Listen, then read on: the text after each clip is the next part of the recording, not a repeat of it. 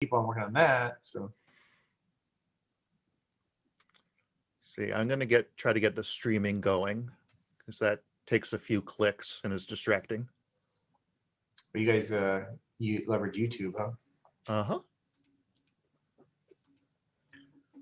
Let's see. Go in Discord. It's interesting now because when you're teaching, it's more like you're doing production, right? There's so many different things to keep track of. All right, we'll do it live. Okay, we're good. Camera three is on. Like,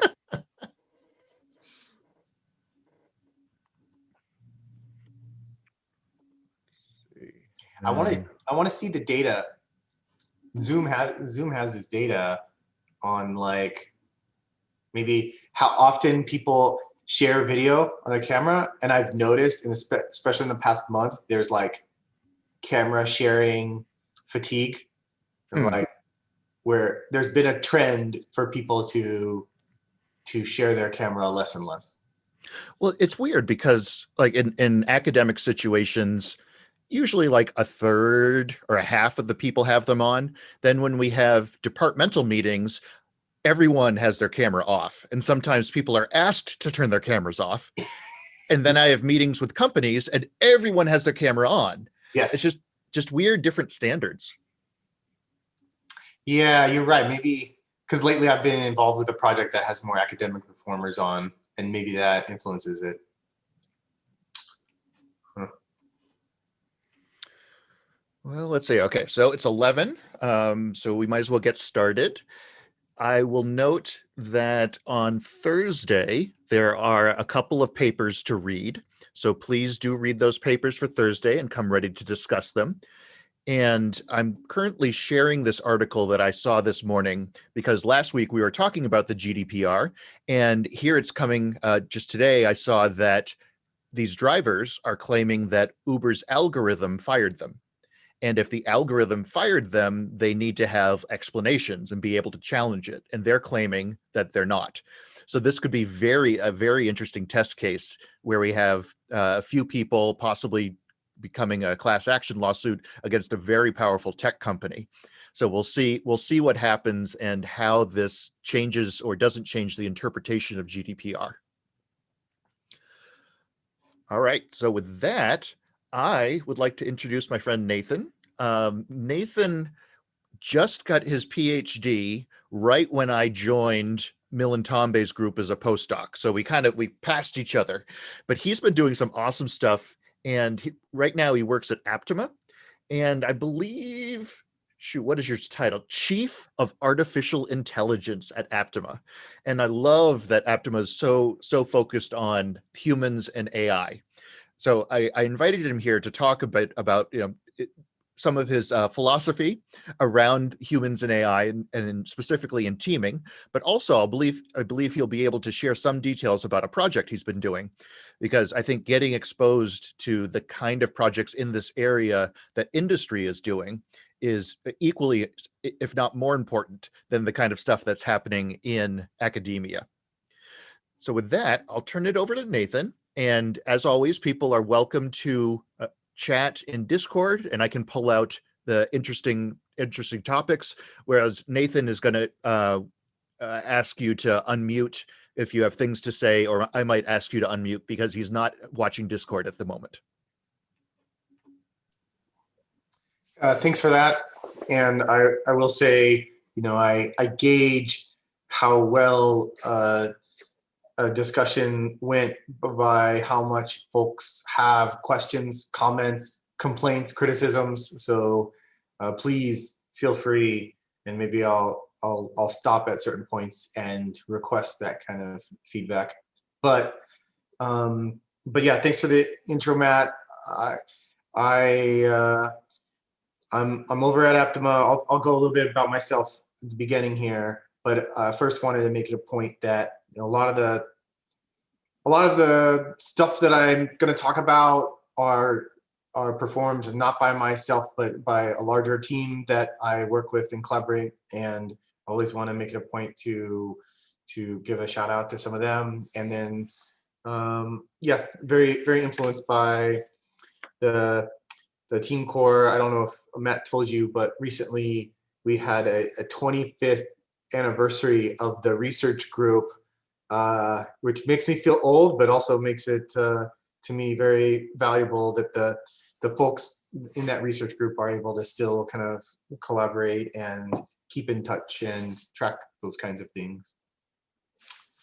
So how I met Charlie. So I guess in the how I met Charlie, maybe I'll talk a little bit about I won't belabor this too much.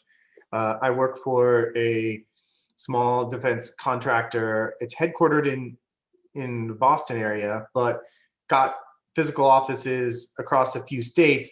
But more and more, even before this time we're in this year, we're hiring folks that are more distributed, and I think that's only going to accelerate. And this idea that came up that you could telework and things like that came up in the 90s and people thought about in the 2000s. It's here, and it just probably 20 or 30 years past when people were mentioning it. The chief of AI role comes from the notion that I've been really trying to make AI a part of the DNA of the organization. We've got around roughly 200 people now, so not crazy large, but not small enough so that I can keep track of what everyone's doing all the time. And there was a period of time where, to tell you about just the lineage, that I led our first AI team, but then there was an AI division, and now it would be silly to think that AI could exist in only one division. It's similar in academia to say that AI would only be discussed in the computer science department. That's probably not going to be the case going forward. So many other collaborative and also kind of stealing type of academic notions. It's very in vogue. Maybe it'll fall out of vogue as well, but I think a lot of these ideas will persist nonetheless. Actually, I'm curious. So in defense now in the US, is AI seen as a must-have type thing? Or how does the defense industry view AI in general? Yeah, and I would say this is something that's even changed over the past 5 years I've seen. Whereas even five to 7 years ago, I was on a program and they really said, oh, take the AI and automation and kind of hide it or minimize it and just talk about just having intelligent, rigorous systems. Whereas now it is much more an attempt to catch up, and they see a lot of the progress that is being made, particularly on, say, some of the unsupervised deep learning kinds of techniques, and mostly it's like, hey, let's catch up. And I've seen that not only in AI in terms of the algorithms, but also all of the things that come along with it. Previously, maybe DoD would have been less amenable to, say, doing things in a cloud computing environment because they want control over everything, and you have to.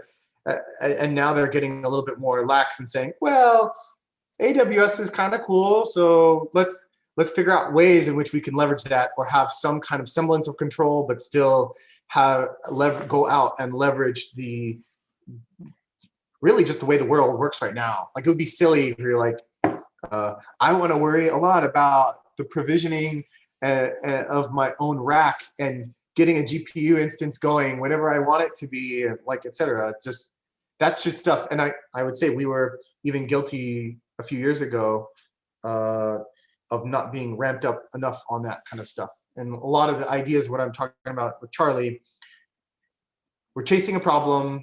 We actually have the affordance to be a little bit more applied here, which I love playing this like one leg in trying to be aware of and push the state of the art research wise, but also on the dev side to think about what's it going to mean for when these things are really applied.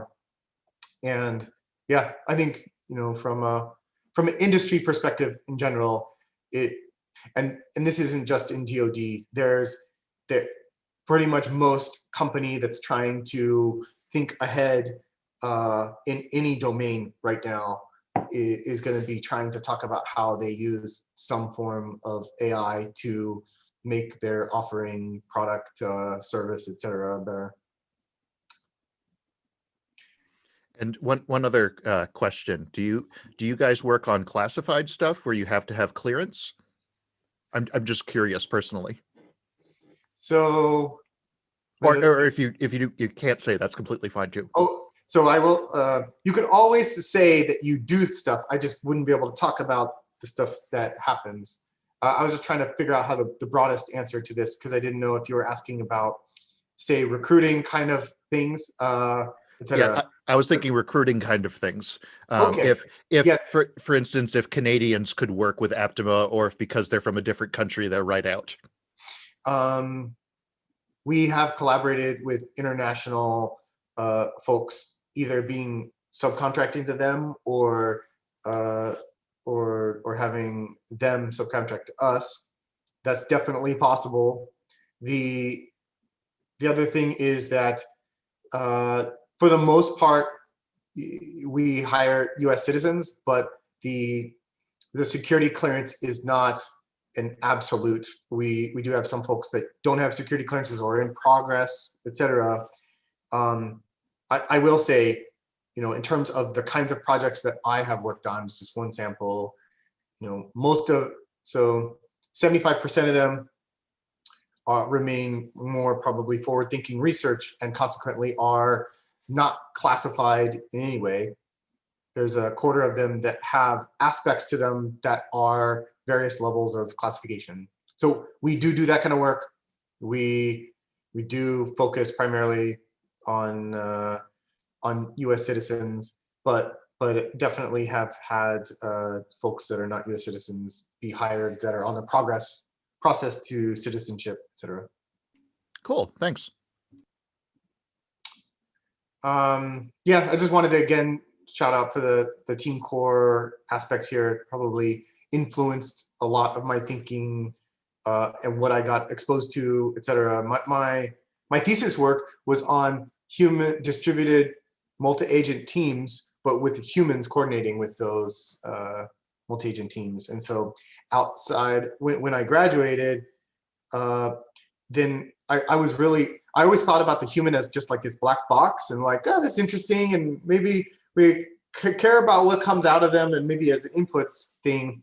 And it was fun to go to APTIMA, who had a stronger record in, say, cognitive psychology, IO psychology, human factors kind of stuff, where they would almost do the opposite, where it's like, humans I know everything about, but there's this computer system that they use, and that's just a black box, and it's just got inputs and outputs, and having a more holistic perspective, so that I'm not just trying to like use and abuse the human. They're not trying to use and abuse the system, and having this be something where the humans and the systems both understand each other and both are aware of strengths and weaknesses and how to work out. I mean, that is definitely the breadcrumb trail that leads to the human AI teaming concepts that I have today. Okay. Just want to get more into this, although I could belabor the different domains I've touched. But I want to talk quickly about Charlie. I think it's a fun example of the kind of stuff that I've been working on. And I'll get to Charlie, but first I probably want to talk about what happened. The beginning of last year, seems like an eon ago, around the March timeframe, somebody that had more of a training and education background, they attend this ITSEC conference every year, and I had never been before. And they said, Nathan, I want to try and get AI included in this. Nate, can you please try and organize a special event? And so started to think about like the space of possible events that we could do. And they said, we really want to try to look at the impact that AI has on training and education going into the future. And I feel like, I myself feel like one of the biggest gaps in general is that folks aren't thinking deeply enough about how AI is going to impact, even say, to bring it to you guys right now, like how it will impact the classroom. Everyone thinks about, right now it's really difficult to find lesson plans and to grade papers. So I really just want AI to help speed up that process, versus versus there's a plethora. I mean, AI might be able to help out with that. There's a plethora of other things that AI could be helping out with, not least of which is, what if one of the people on Zoom right now was actually an AI classmate that you could have a different kind of a collaboration with, that would you'd be able to riff off things, but then also Matt would be able to then talk to that AI, have that AI take an exam and then figure out, like, well, maybe I just really didn't cover that topic enough. If the AI is having a problem, well, they're going to have it too, and maybe I can kind of revamp a little bit of my lesson plan for tomorrow. There's a variety of things, and there's these kind of interactions that I know that we are all probably missing out on, that may right now, especially, that maybe AI could help fill some of that gap as being like a cohort. And I have some slides even on this. But going back to a panel, how can I get people to think about AI as pretty soon going to be on that potentially peer level? And I thought, what better way to sign up to have an AI be a panelist? So not just, have it be inserting questions, try to facilitate. I want it to really be one of the panel members.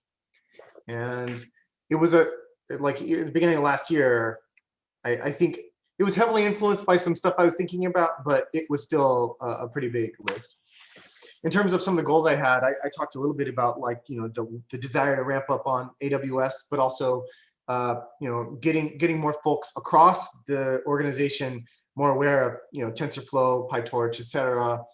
GPU acceleration, some of the beefier AWS nodes that have the GPU acceleration started becoming available, and then the TPUs from Google, etc. All fun stuff that I wanted to ramp up on.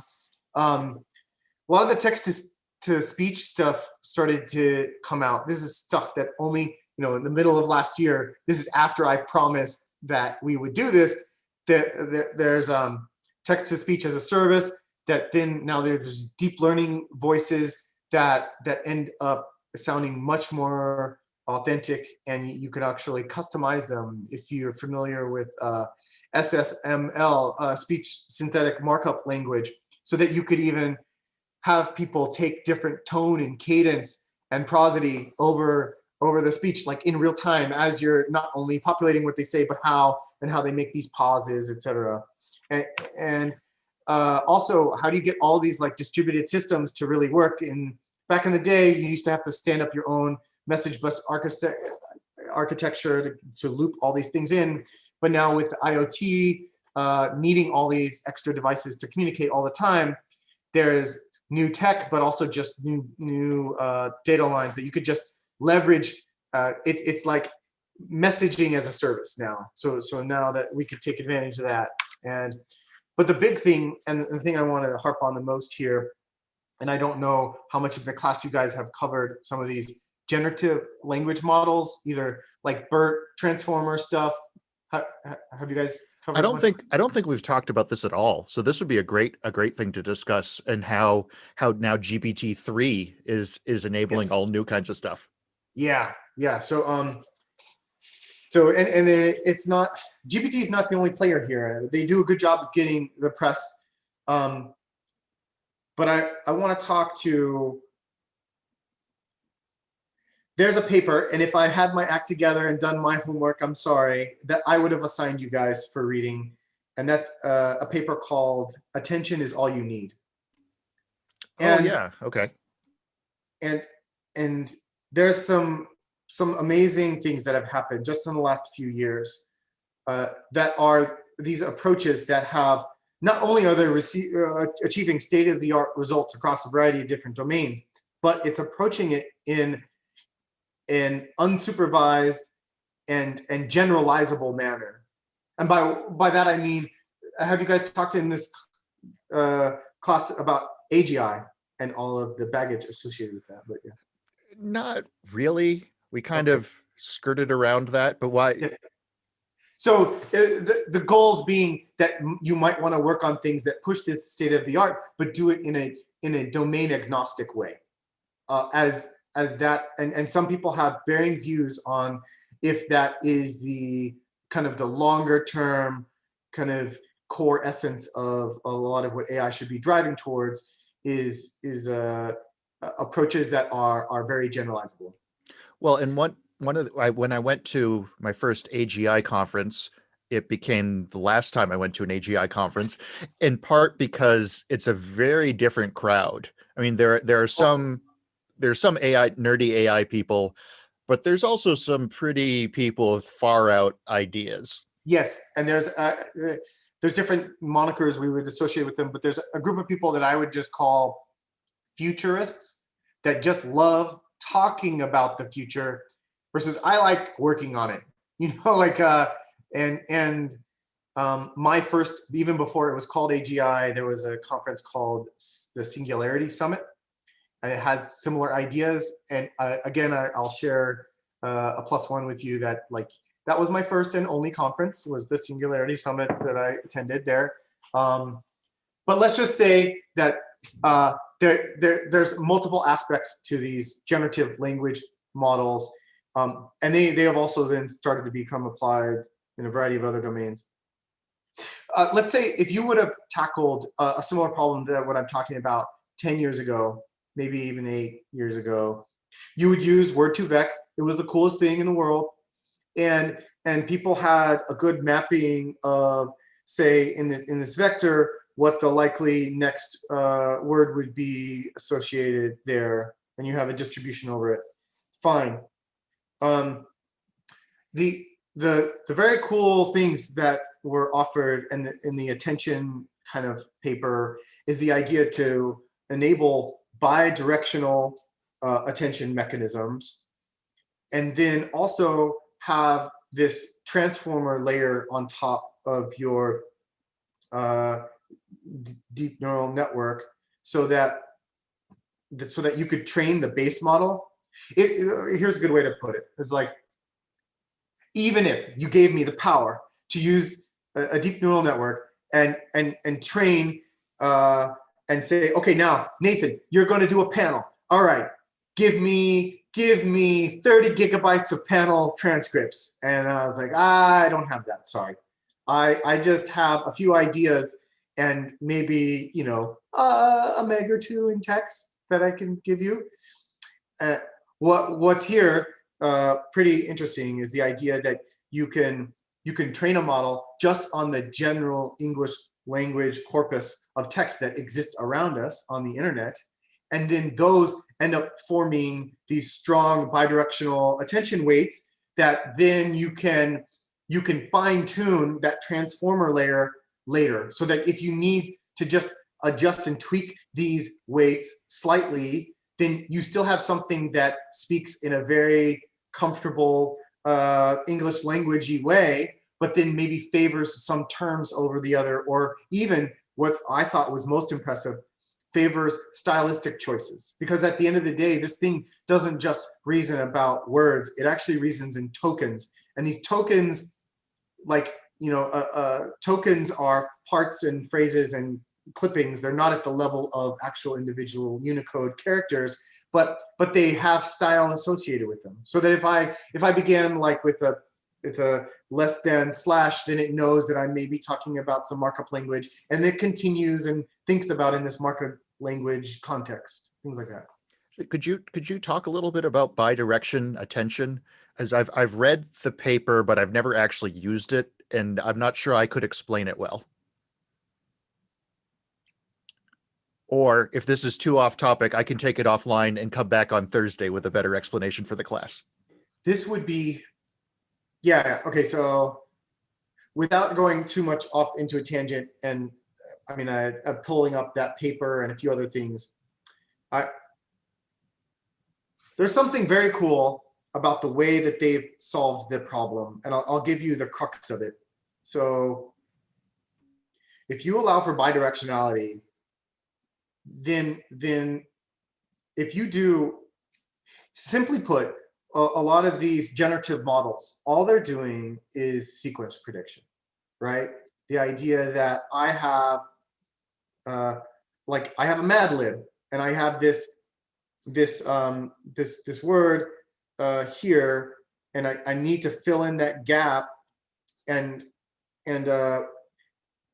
and if I end up using this from a normal corpus in the model, then if you end up looking both ways, you end up coming at a point at which you would be able to say, oh, I can predict that word. I can do it by looking at the next words and then projecting back. And then, but it's almost cheating because you'll end up finding the word that was there to begin with. And so what they end up doing is a pretty interesting approach where they artificially hide parts of the words in the vector. And then they end up training the model to be very good to bidirectionally predict, so that you are predicting and you have a certain attention window. So based on what you've seen in the previous attention window, and also what you project to be seeing in the attention window going forward, you are predicting the next likely token that needs to be there, given that you're going to have the constraints that are already in the place, but also the constraints that will be in the place in the future. And the one nice thing that falls out of that is that if you just predict token after token after token along a certain trajectory, then you end up with a very creative generative model. This is not good and not to be applied for most things if you just want what people traditionally think of as Alexa and Siri. Hey, I want, what's the temperature of the sun? Like there, you don't want creativity. You don't want it to conform to your style. You don't want a lot of things. You just want it to look up the answer in time. And I think that the panel afforded us a very good example of a situation where just coming up with the answer is exactly what you don't want to do to create interesting conversation and spur new ideas. Cool. Thanks. I think I need to think more about this bidirectionality because it does seem like something that could be very important in many different cases. Yeah. Attention, transformers. I think it's some related areas in variational autoencoders is very similar, like approaches to this. It's all very fun, and the power that you have to then train this model on general language text, and then with small amounts of fine tuning, and then also the other parameters that you are given. And what's cool, even in GPT-3, you have still all these same parameters and variables over this. There's this notion of top K and then your temperature. So the top K would be, how many of the top K words would I be even willing to consider to mention to you? Top K, like next tokens. And then the temperature means that in the distribution, I'll normally weight the more likely ones stronger, but then have a tail out. Well, how even do I want this temperature distribution function to be? And with that, you can, if you set your temperature so that everything's just in the bunched up in the front, you have something that's very deterministic, very repetitive, but also is closer to the question answer kind of model that we were just talking about. GPT-2 kind of has a hard time with, but GPT-3, because of its larger nature, actually does a pretty good job with. And yeah, all this being said, going back to the slides now, this mantra that I had last year that I probably want to call out, so the idea that there was all this latent knowledge hidden, and that's one of the fun things that these approaches buy you, is the idea that there was a model of how people talk and what we expect out of AI, and it was just hidden in the World Wide Web that we just created for ourselves for fun.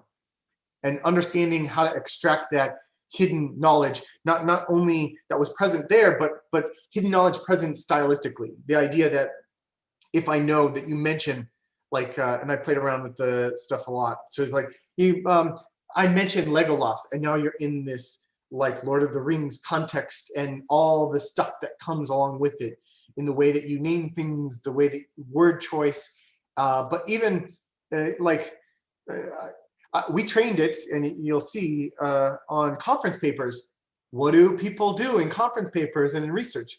They develop their own acronyms, because far be it from me as a researcher to want to just build off of what other people do. I'm going to create my own new approach, and I'll give it my own cool acronym. And so these models started to then figure out to generate their own acronym in process, and it quite believable too. Like I had to look up and to see if these things really did exist, and they were just stealing it from other papers. No, they were just stealing the style. They were stealing the approach. So things are moving very fast last year. It was only in February that GPT-2 got released, and they released it in a phased fashion. Other groups were coming out with their own models, and still to right now. And as we had to kind of figure out, do we want to like take the new model with more hyperparameters, et cetera. Crazy times. I had talked a little bit before. We got access.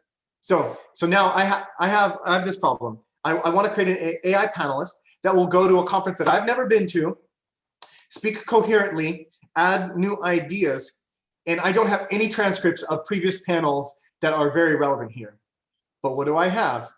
These guys are a journal. They produce papers all the time. And I said, hey guys, I'm going to organize this event for you. I need access to all of your previous journals, and I'm going to extract the text from them. And so then I fine-tuned a model based on all of their text. And then I had to figure out how to take out all the stuff that I don't want, right? Which is the anytime the model suggests, in this paper, later in the conclusion, we show these results. Like, I want to get rid of that kind of stuff.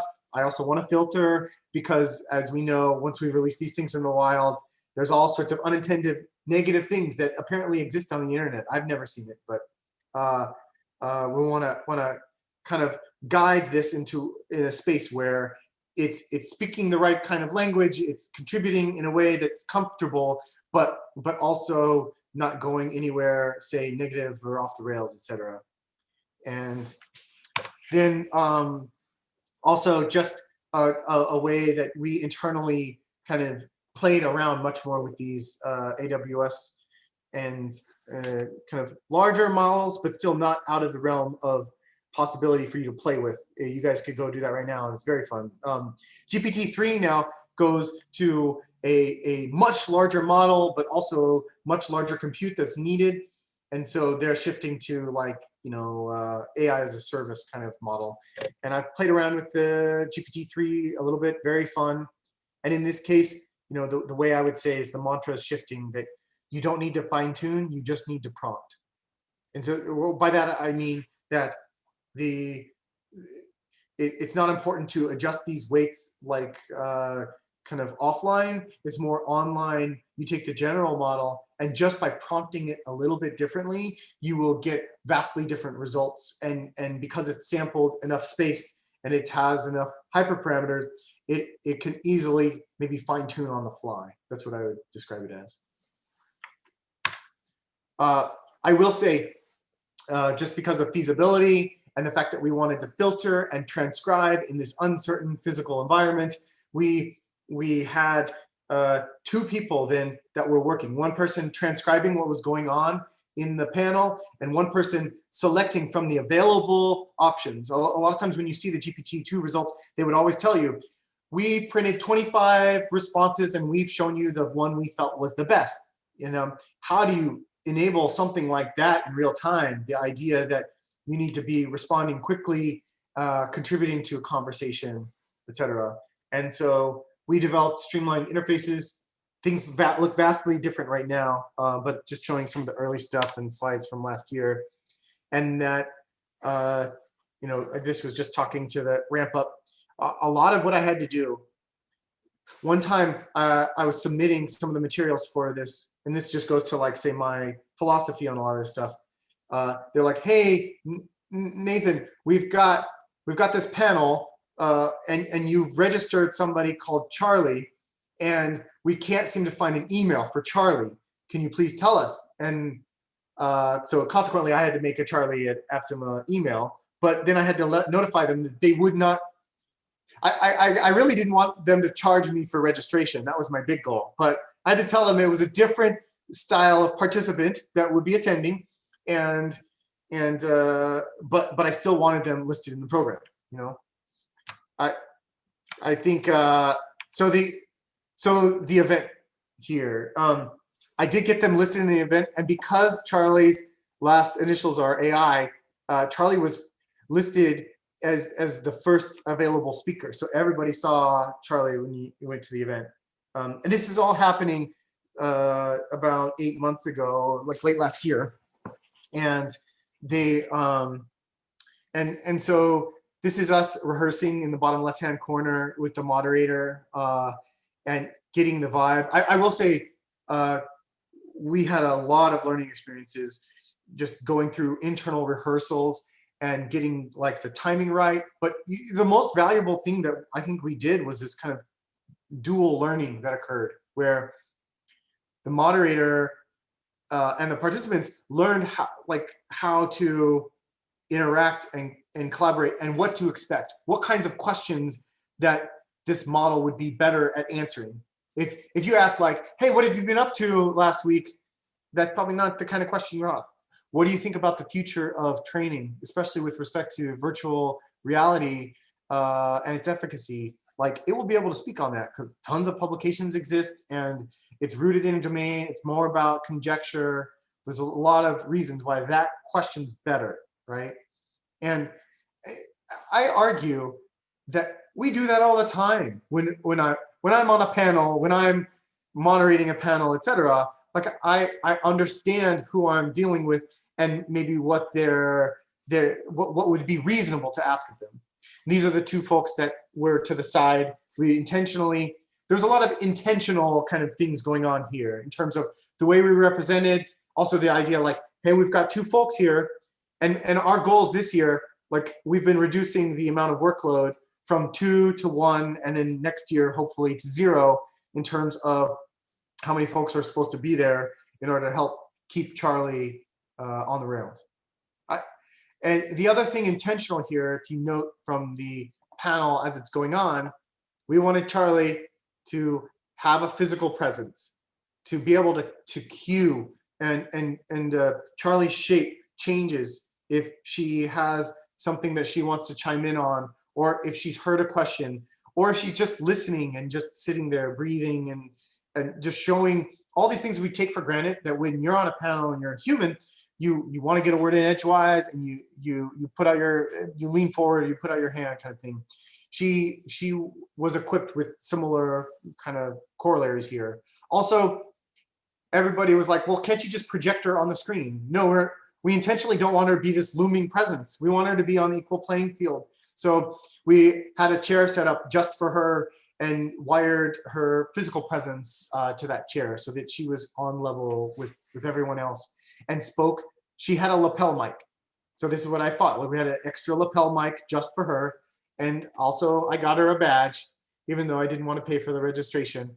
But she is a first-time panelist. So she got a little exhibitor badge there. Well, and we're kind of relearning how to do all this virtually, right? Because you get in some meetings, even if there are only 5 people, people are continually talking over each other because they're not getting the social cues correct.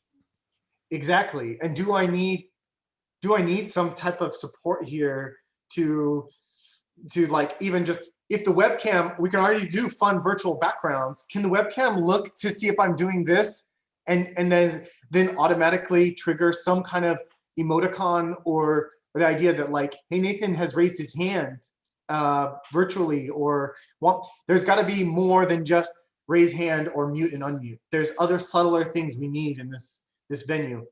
Another thought that crossed my mind when you talked about that we have had to encounter this year. Charlie's been invited to other conferences right now to speak in a variety of other domains I'll talk to you about. But it's like how to get Charlie, because this was all developed for physical cue, physical environment, like, etc. How do we switch so that now Charlie, we've been working on making it so that she can attend a Zoom meeting. and then do digital transcription because we can get the line in from the meeting now. So it affords some things, but it makes other things harder, and it's tough. So I don't know how we're doing on time. I guess I'll just a build slide here. So ended up being very successful. We again trying to stress the idea that it wasn't about question and answer, but she was like the audience was able to laugh and have fun because it inevitably comes to the idea of AI, because we're talking about the impact of AI. They're talking about AI taking over your jobs or things like that. And Charlie tried to allay people's fears, but ended up saying like, you guys are just worrying about the wrong kinds of problems, and people thought that was funny, but also ended up building off of people's ideas, introducing new ones. And I think to me, the real up and pro and con for the way that we approached it is that it just went off like any other panel. There wasn't pomp and circumstance. There wasn't like flashy lights, etc. And also people didn't feel, because we had actual pillars in the ITSEC training community that were on this panel. We didn't want it to feel like they were a sideshow to this event going on. We wanted to feel like their ideas and Charlie's ideas were a part of it and just contributed to the overall thing. So all in all, very fun and very cool that we were able to kind of fit her in so naturally. So Charlie's a lot of things, and I maybe try to. I do actually have. This is a weird build slide, but this is the self-attention and the feed forward stuff I was talking about earlier. The idea that you're training on something general, and then you have the encoder and decoder idea. I could speak forever just on this itself. Let me just talk to two fun aspects. Taking something as simple as a generic model, it looks at the English language internet, and then comes up with just really what is an encoder decoder based on attention here. Not only does it come up with very cool ways to come up with human like responses to things. Right now, approaches like this, like BERT, Roberta, all that stuff, in natural language understanding and kind of item response questions, being able to like answer a question like you would have to in a normal college class. The state-of-the-art approaches now are all dominated by this approach, which is just simply sequence prediction. It ends up having the best results right now in terms of being able to answer, say, a contextualized, you read a paragraph and it picks the best answer. And what's crazy to me, remember I talked about style. Not only is it the best results, it also answers it in a very human-like way, so that it will say the answer is B, and it will even give you a reason like, and I'm thinking B because I eliminated the other options, etc. This is the kinds of things you can do with a model like this, where you can just prompt it with inner monologues and reasoning, and then you'll get those kind of inner monologues and reasoning, like in GPT-3. It's crazy. The other thing I was going to say is that even though this fits with the language modality, and you just assume English, present in English is always little asides where they say like, well, here's French and here's the English, and these things, I'm giving you the translation, so they're side by side. Even though this model was not designed to be any sort of a translation approach, you can feed it prompts where you say, here's the English and the French, here's the English and the French, and you feed it English, and it does a halfway decent job of providing the translation. In addition, like this is starting to be used in, say, generating novel proofs in mathematics, which is a language in and of itself. Generating, taking an English language description and generating the HTML web page that might be associated with that. Like, there's a variety of fun ways you can take this notion, which is at its core just saying, hey, based on what I know, what would be some likely next tokens that are in this sequence. I talked to some of these already. It does summarization as well, yes. Okay, it's too long to like get into all of these, but the slides I was presenting to you earlier was all, I could have given you that same presentation in January of this year. And January seems like forever ago in terms of, we used to meet physically and travel and all sorts of things, right? But in January of this year, I had spent the last, say, 8 months working on this crazy project, and we had this Charlie capability that had been demonstrated as being just another panelist participant. And we had a lot of ideas on where we wanted to go. I didn't think we would be this far this year in what we have achieved, even still counting the fact that we live in a different world. But the idea is she got a lot of press and publicity. There was a podcast that requested that she attend and be interviewed. And so in order to make this happen, we had our CEO and chief scientist be interviewed as well. And then there was a part at the end of this podcast in which she was asked questions about the future of AI and its impact and how AI and humans interact. And then there was the two people that I showed you in that picture. They were still just operating and selecting from available suggestions that she was thinking of. And so that was a recorded podcast from an external group, and that's available online still and fun. Then because the COVID quarantine and a lot of the people feeling like we wanted to kind of do stuff, there's this, I don't know if you guys have covered the CORD, the COVID coronavirus open research data set. It's a collection, and what's fun is that there's some positives in terms of people wanting to all get behind this same initiative. So there was an attempt, it's by the Allen Institute, and they worked on, if you're familiar in language processing, there's this tool called Spacey, and they've developed an extension to it called SciSpacey that looks for how to identify scientific terms and the relationships between them that's present in a scientific document. There's a lot of structure that can be exploited in scientific documents. And so we ended up training as just like a fun precursor to this. We did an internal hackathon where we looked at the COVID open research data set that was just looking at not the research data on coronavirus itself, but actually looking over the papers and then developing like a network of who cites whom and in what context over what scientific areas. And then we also ended up using this same kind of underlying language model here to say, hey, I wanted to write a paper, and it was exploring this new process, this new correlation in coronavirus, and I could start you with the first sentence, but then how would the rest of the paper flow? And you could start to do that and explore.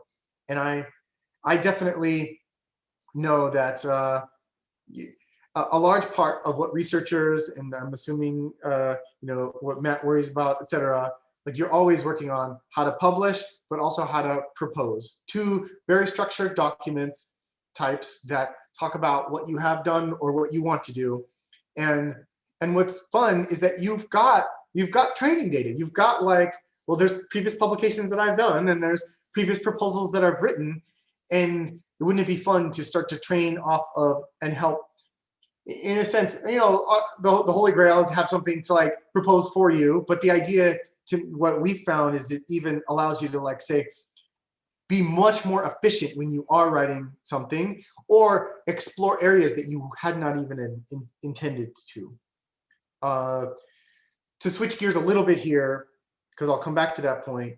There was a fun thing that happened when in the first few months of we were going stir crazy as a company, and we had this chat going back and forth, and people started to do rap battles amongst each other that were scientifically based rap battles in the company. And And I thought, hey, could we have Charlie rap? And so what I did is I was able to identify a data set of 80s and 90s rap lyrics, and then again use word filtering for some questionable topics that might come up, but ended up coming up with a purely generated sequence of rap lyrics. And then I ended up having her speak to it, recorded that, and then I put like a underlying rap music underneath it, and then we pushed that out, and that's publicly available too, just for fun. Where is that available? I think I need to hear that. I can give you the link. It's on LinkedIn. It's on our website, and I can definitely give you the link. Remind me at the end here. Okay, I'll see if I can find it. Meanwhile, yeah, look up Charlie Rap APTIMA, maybe like that. APTIMA Charlie Rap. So now going to what I think all of us, like even if you guys have to write reports all the time, and wouldn't you want something right now, something that, and like my argument is that this is not something that we are that is not something kind of completely out of the blue. Before, when you were writing a document, you know, it would just, you would type in letters, and the word processor would just type in what you did. And then they got to the point where like, oh, maybe we'll fix some misspellings. We'll not even ask you. I'm just going to change. Maybe you intentionally misspelled it, but I'm just going to change it for you, you know? And then we get to the point where now that they're going to correct grammar for you, and like, oh, I'm going to move these word choices around and change this and that. Yeah, they're changing the structure of your sentence, maybe so that it fits proper rules, etc. But really changing the content again. And wouldn't it be cool if you could use something like this to help you write a proposal or write a report for your class, etc. And we actually, in June of this year, we were working on a proposal, and the proposal was a slam dunk fit for Charlie Technology. And I said, could we have part of the proposal written by Charlie? And so what we did was we wrote the first, this is especially good usage of her when you're at the, like, say, introduction and proposal kind of stage, because it's more what we might do, and it's about the space. So what we wrote was the first 2 paragraphs of our proposal. So what fits on probably the first page is like 3 paragraphs, right? The first 2 paragraphs written by us. The 3rd paragraph completely written by Charlie. And we did this to demonstrate not only that how useful it was, but also that we had already been working on this technology that would be useful for the proposal work itself later, which is in which they want us to generate tweets that fit different personas rapidly. So you get into all sorts of questions that you didn't think about even before you wrote the proposal, which is that, like, how do you make sure that the stuff that is auto-generated is called out, but it's also not treated any differently? You don't want to, like, put it in an appendix to say, oh, this is the stuff that Charlie wrote, but you also don't want, you want Charlie to get credit where credit's due. And so we developed this just technique where we wouldn't tell people about it until the next page, but we would call it out as a box and just say that it just flows like a normal proposal, but just, hey, by the way, on the previous page, that stuff that's in the text, the stuff that's in the box was only generated by a language model. And the idea that it still fits, and it also actually kind of helped guide some of the thoughts that we had for our proposal in topics we wanted to mention. And that was a language model that was trained on previous proposals that we had already written. So what is fun is that proposal was awarded. So we got selected for award on that, and we're starting to work on that project as well. So I just think a very, very fun, but also have very happy results too. And we get to work more on this kind of technology. The only other thing I wanted to call out that we recently did is we've been looking for other domains in which you would want to do this kind of conjecture and innovative brainstorms, particularly with respect to, say, the scientific discovery process, where you have a group of scientists in a room, they want to talk about new ideas, new directions that research could go in. And so we conducted an innovation workshop just as a proof of concept that this kind of thing would be possible. We enabled Charlie to join the Zoom meeting. We enabled the online kind of transcription. And I purposely picked things where we did not have like slam dunk answers to. So the two topics that we posed, more fun topics in general, I talked about how to alleviate world hunger, and then also how to enable time travel. Those are the two topics we ended up discussing. And you know, the first one, very grounded. Charlie was able to bring up local farmer growing practices as that being one of the, and also she brought up the fact that it's not a yield problem, that it's more of a distribution problem in terms of just, we produce enough food, we just got to get it to the right places. And so building off of other people's ideas, introducing new ones, very fun.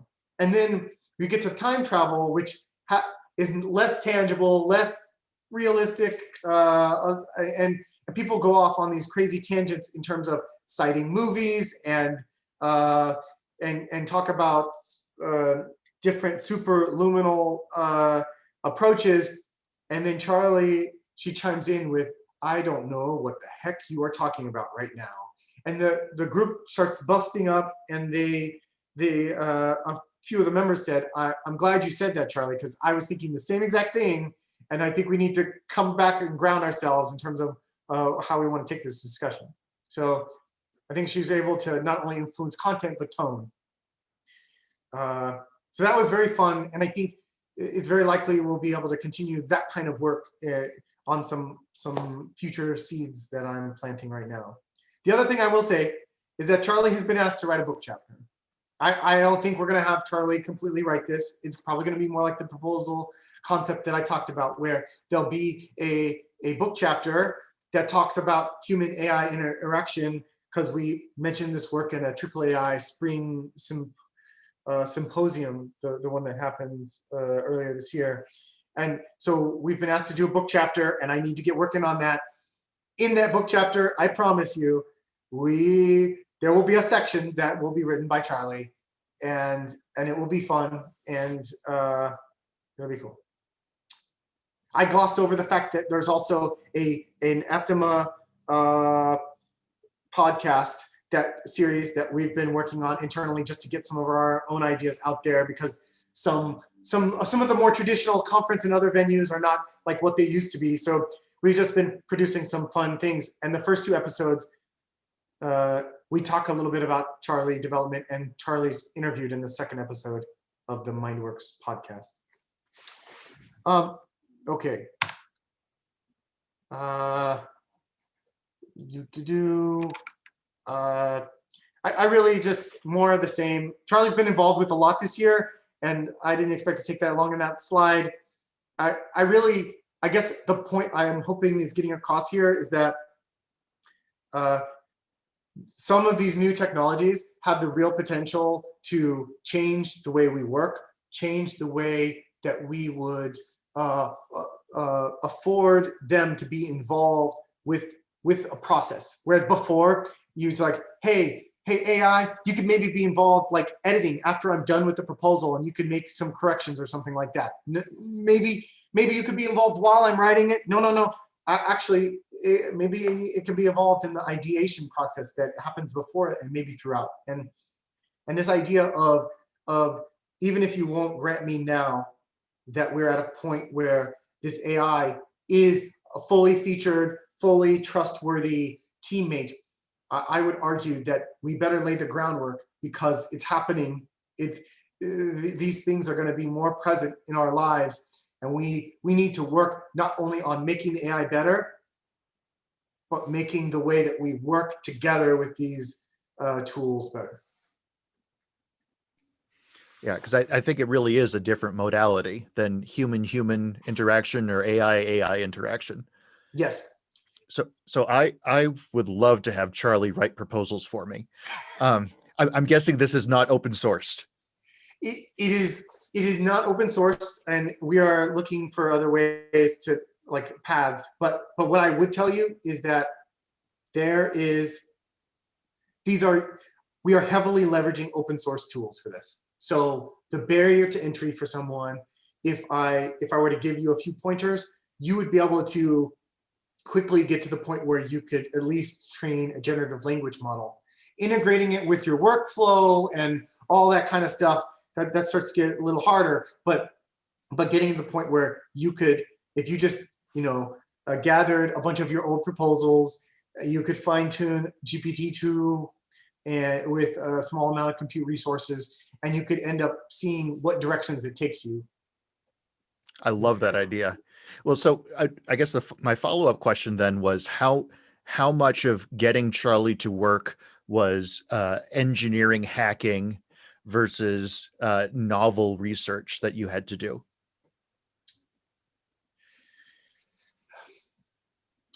I do want to give you the caveat here that there is such a thing as applied research.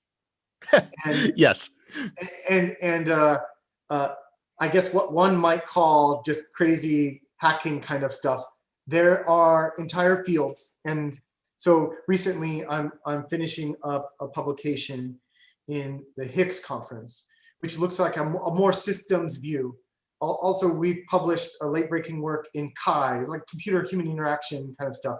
There's stuff that like is going to be leveraging AI more and more, but there's real research to be done here in the way that humans and AI interact, and the best way to apply these things. I would say there is definitely a mixture. I would, if were forced to be putting like categories on this, I would say that 1/3 more the fundamental research, 1/3 applied research, and 1/3 engineering hacking. That's what I would chalk it up to, because when you get right down to it, so we needed things that we did that were fun, maybe apply in the applied research realm that I was talking about is how do you get like multiple parallel. I didn't even get to talk to you about like what's the best language model training to use for a panel. Like, should you train it on TED Talks? Should you train it on the conference publications? Should you just use the general language model, which was released 2 weeks before the panel last year? The 1.5 billion parameter version that they had was released. And so I gave my team, I said, go off, find which model is the best. And I was asking the wrong question, because what they ended up finding out, because we did 3 internal panel discussions, and they said, you know what? We had a model that was trained on less parameters, but it was fine-tuned to the ITSEC publications. And then we had the 1.5 billion general model that was just trained on the open internet. And we went back and looked through the results, and 51% of the times it spoke, the best thing to say was the ITSEC training model. 49% of the time was the general model. And it makes sense, because there's certain times in which you want just general, continue the flow discussion sentences, and then you want the and let me introduce this nugget of research idea that I want to state as well.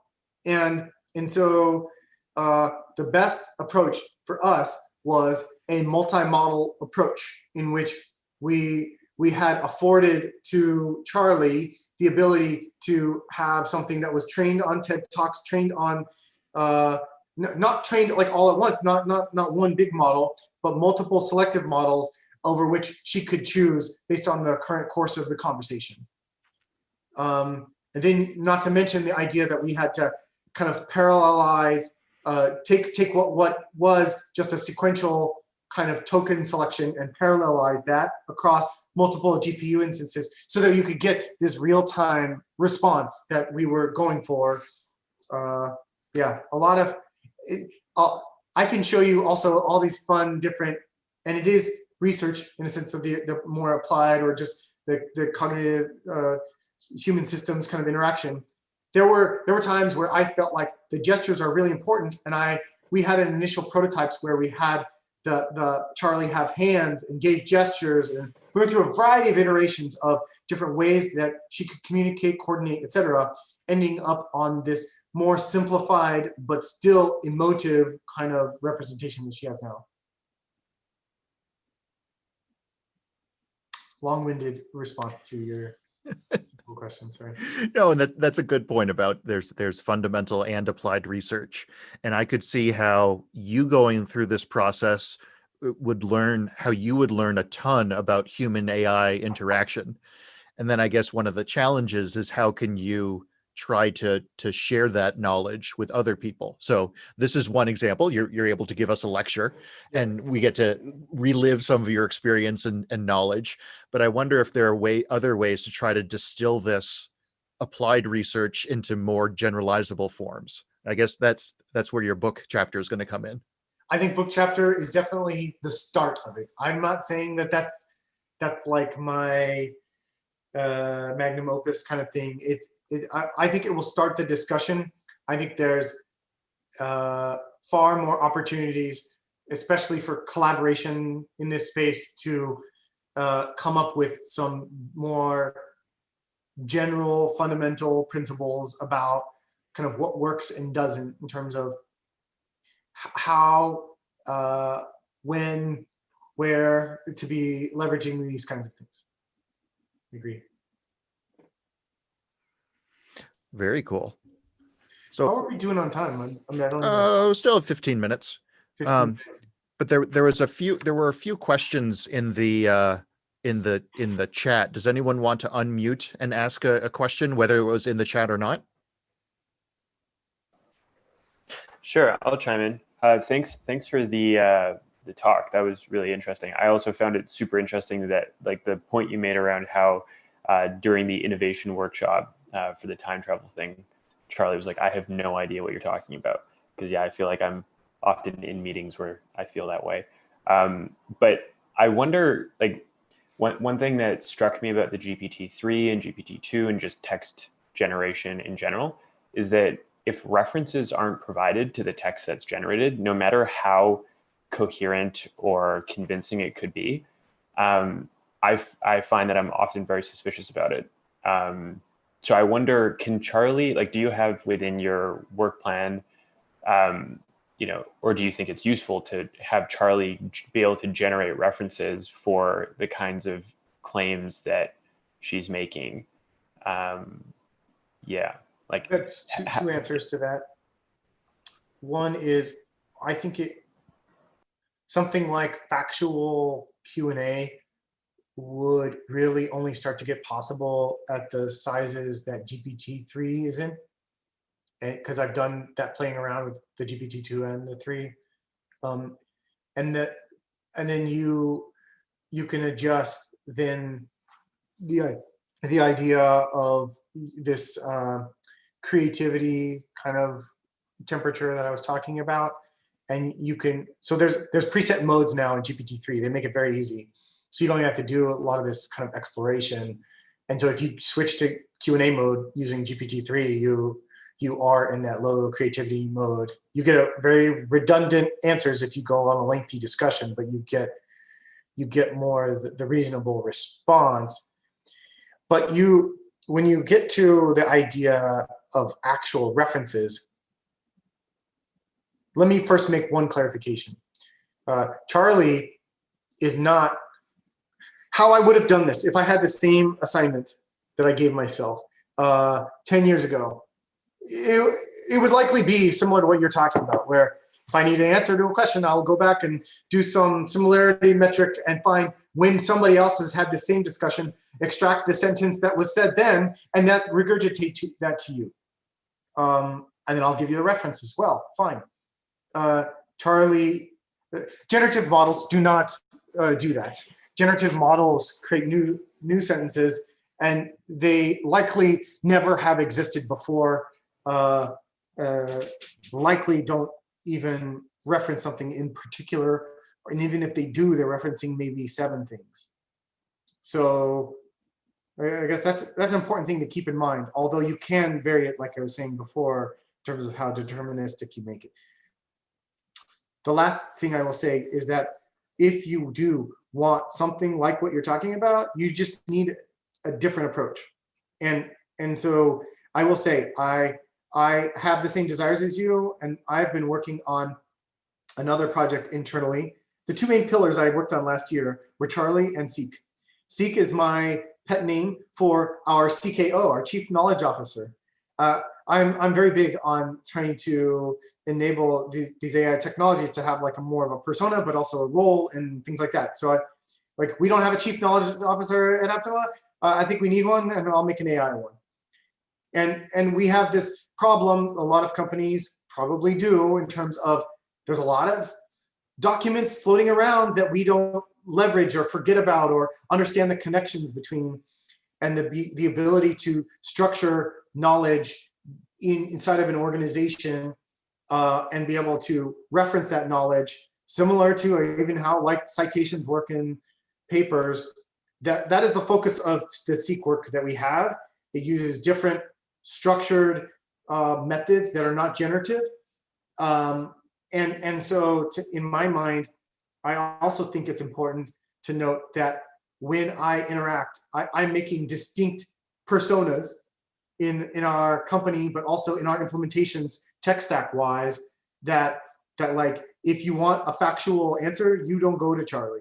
If you want to brainstorm and shoot the whatever, like you are going to go to Charlie. If you want like, hey Siri, when was the War of 1812? Like you know where to go to, and you'll get the reference, and it'll be fine.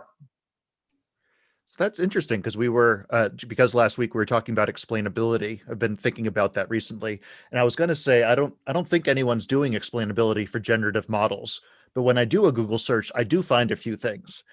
But the one thing I was thinking of that could be relevant to this discussion is there's another prof here, Matthew Guzdial, and his student Faraz just presented a workshop paper where it's an RL system, and they basically, let's see if I can say this right, they're essentially going, and when something happens, they are finding the most relevant training instance that caused that behavior. So if you are able to memorize all of your inputs, then you can go back and say, well, this was the most influential thing. But whether that's actually useful or not is another question. Yes. Yeah. Explainability of these systems. A very interesting tangent we can go off into. And I think, presenting historical incidents is one aspect of explainability, but getting to a point where the explanation is not, well, it's because 0.7 is higher than 0.6. That's my explanation. Is very fun. The very cool little anecdotes I can tell you, just in terms of explainability, is when playing around with the different ways in which you prompt the generative models, particularly GPT-3. You could prompt the model to have a Q&A in which you also give an explanation shortly after your answer. And you'd be surprised at like how that also leads to different choices in the answers, but also very helpful explanations as to like why the model might be choosing what it is doing. That's cool. And very rich area for exploration. And you could almost think of that. So future job is AI tamer. Yes. So this is the kind of skills that people will need to generate for themselves in the future to best work with AI systems. I completely agree. I could not have said it better myself. It would be like people like years ago saying, hey, you know what? Maybe people should start using computers in their work. Like, and maybe like the ability to use technology and computers is a good skill to have no matter what job you're in, even if you're not a computer scientist. And I think that will be incredibly true in the not so distant future. That is, I always talk about like the work well with others kind of thing, like work well with AI. And it is bidirectional. Like we need to build AI that works well with humans too. But having people understand what the strengths and weaknesses are there would have a lot of value. I can see it even in microcosm ways, having my daughters grow up with an Amazon Echo present in our environment, and how that might like change. They are learning different ways on how to prompt and not prompt and dictate what she can do, what she can't. Hey, Nathan. Yeah. I wanted to ask, could you clarify a little more about exactly how Charlie works? I know you kind of explained there's a human that does some transcribing for Charlie, and there's some selection of their options. Can you explain that a little more? Yeah, and there's a paper, the paper that I'm working on has that in detail. But let's say, simply put, for the panel, like as just one example, for the panel, what was happening was when different panelists were speaking, we didn't have the line into our system. There was a person there that was just transcribing what was happening. That gets fed into the prompt. The prompt is whenever a generative model is, it's been trained offline, but online, you feed it a prompt and say it's like the last 3 or 4 things people have said. And it would just be a transcript. That's all we're feeding it is like the host says, let me ask you this question. And then one of the panelists says this, and one of the panelists says this. And then what we did was just give it a prompt in which we said, Charlie, space. And then Charlie will then fill in what Charlie would want to say. And then in parallel, we have 8 GPU instances going, 4 of which have the 1.5 billion general model, 4 of which have the 345 million hyperparameter version fine-tuned on conference journal articles. And they are streaming in. So every time you type in the next line of the transcript, it automatically feeds like response, like there are 8 responses I have to this. And then there is somebody that is selecting from those 8 responses the best next thing that Charlie might say. Another thing that you're afforded is that you might say, I don't want to speak this now, but I might want to speak it later. So you can pin things so that they end up going over here and they don't get refreshed. And then you can refresh that display of 8 available choices. Then if somebody decides, hey, I want to speak this, that gets promoted to the entrance screen, and they are able to then click on a speak button. There's also other buttons afforded to them in which they could say, we